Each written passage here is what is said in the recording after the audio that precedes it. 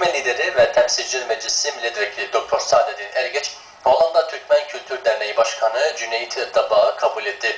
Irak Türkmen Cephesi'nin başkanlık binasında yapılan kabulde Türkmen halkının haklı davasıyla ilgili son gelişmeler ele alındı. Kabul sırasında ülkedeki son gelişmeleri ele alan Irak Türkmen Cephesi Başkanı Doktor Saadettin Ergeç, Türkmen davası başarılara ulaşması ve düşmanların kirli planlarının suya düşmesi için gerekçe ülke içinde gerekse Avrupa'daki halkımızın daha çok çaba harcaması gerektiğini sözlerine ekledi. Türkmen halkının haklı davası uğrunda fikir, düşünce gözetmeksizin herkesin bir çatı altında birleşmesi gerektiğini ve Türkmen'indeki Türkmen halkının yurt dışındaki insanlardan beklentilerinin olduğunu ifade eden Ergeç, Kerkük'e değinmeden geçmedi.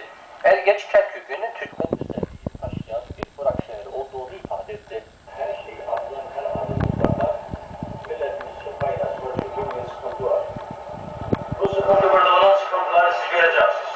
Bu gördüğünüz sıkıntılar zaten birçok çekimler olsun, birçok noktalar olsun, birçok tespitlerimiz vardır. Bu tespitler mutlaka gidip oradaki arkadaşlar, oradaki basına, oradaki sorunlara aktaracağımızda şüphemiz yok.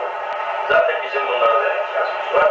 Burada bulunan kardeşlerimiz her çeşit baskıya rağmen, gördüğümüz gibi her çeşit müdahaleye rağmen ama Allah'a şükür dimdik olarak ayaktalar. Ancak herkesin millet için bir şeyler yapabilmez. Bizler yaptığımız zaman sadece bize destek için yapar. Memnuniyet kimse beklemesin. Çünkü bu millet hak bizimdir.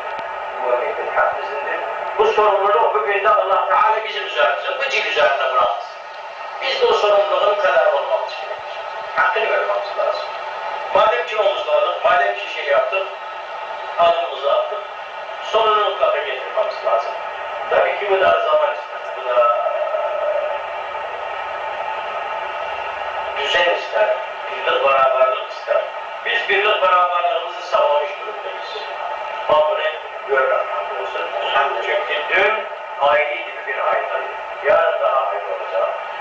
Kuruluşlar toplumun ona karşı olan düşüncesi ve bağlılığıyla piyasalanır. Bugün bizim ne kadar ağırlıkta olduğumuz herkes.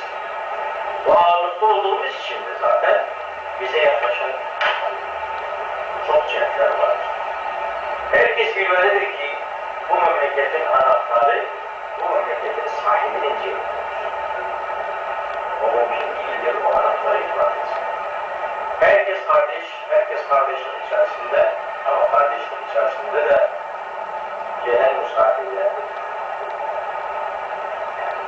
Nerede misafir olduğunu bilmeli, ev sahibine saygı olmalıdır.